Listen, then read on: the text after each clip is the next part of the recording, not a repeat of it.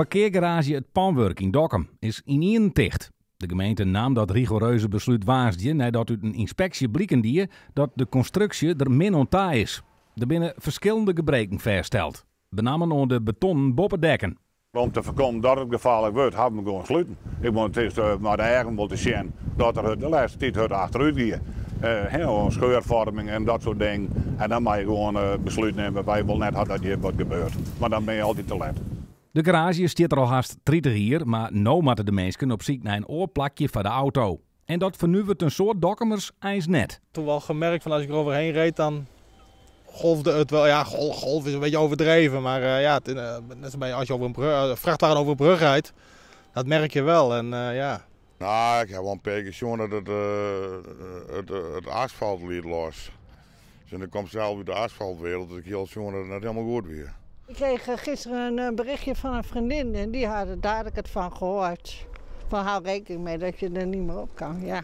Misschien even wat vaker checken en wat beter ons belastinggeld uitgeven aan dingen die er echt toe doen. In plaats van een mooie fontein hier te maken en een heel plein te renoveren. Denk even meer op de veiligheid van de mensen hier in de buurt. Dat er nou nog minder parkeerruimte is in Dokkum, met de simmerdrokte van de door, komt de ondernemers in de stad min uit. Het is net een nij probleem. Aan de andere kant, het achterstallig onderhoud zorgt ervoor dat deze parkeergarage nou net meer functioneel wezen kan. Wij hebben de oude 10, 20 hier heel die parkeerruimte inleveren moeten.